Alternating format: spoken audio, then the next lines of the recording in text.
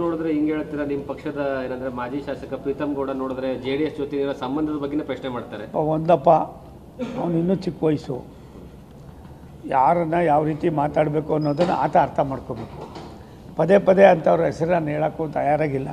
ಇನ್ನು ಬೆಳಿಬೇಕಾದವನು ಅವನ ಬೆಳವಣಿಗೆಗೆ ಯಾವ ರೀತಿ ಬೇಕೋ ಪೂರಕವಾಗಿ ಹೋಗ್ಬೇಕು ವಿನ ನಾವೆಲ್ಲ ಒಂದು ಕಡೆ ಮೇಲ್ಗಡೆ ಮತ್ತು ಅಲ್ಲೇ ಎತ್ತು ಉಳಿದ್ರೆ ಅದು ನಮ್ಮ ಮೇಲೆ ಬೀಳ್ತದೆ ಅನ್ನೋದು ಅರ್ಥ ಮಾಡ್ಕೋಬೇಕು. ಅವನು ಇನ್ನೂ ಚಿಕ್ಕ ವಯಸ್ಸಿದ್ದಾನೆ, ಭವಿಷ್ಯ ಇದೆ ಅನ್ನೋದೇನಾರು ಅವ್ನು ಅರ್ಥ ಮಾಡ್ಕೋಬೇಕಾದ್ರೆ ಅವ್ರ ಭಾಷೆಗಳನ್ನು ಕೂಡ ನೋಡಬೇಕಾಗ್ತದೆ. ಹಾಗಾಗಿ ನಾನು ನೋಡಿದೆ, ಅದಾಗಬಾರ್ದು.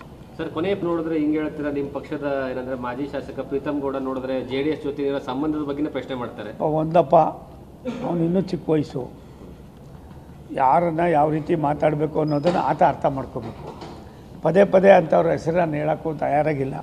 ಇನ್ನು ಬೆಳಿಬೇಕಾದವನು ಅವನ ಬೆಳವಣಿಗೆಗೆ ಯಾವ ರೀತಿ ಬೇಕೋ ಪೂರಕವಾಗಿ ಹೋಗ್ಬೇಕು ವಿನ ನಾವೆಲ್ಲ ಒಂದು ಕಡೆ ಮೇಲ್ಗಡೆ ಮತ್ತು ಅಲ್ಲೇ ಎತ್ತು ಉಳಿದ್ರೆ ಅದು ನಮ್ಮ ಮೇಲೆ ಬೀಳ್ತದೆ ಅನ್ನೋದು ಅರ್ಥ ಮಾಡ್ಕೋಬೇಕು.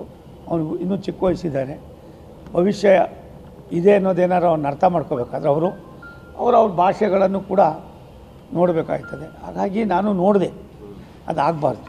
ಸರ್, ಕೊನೆ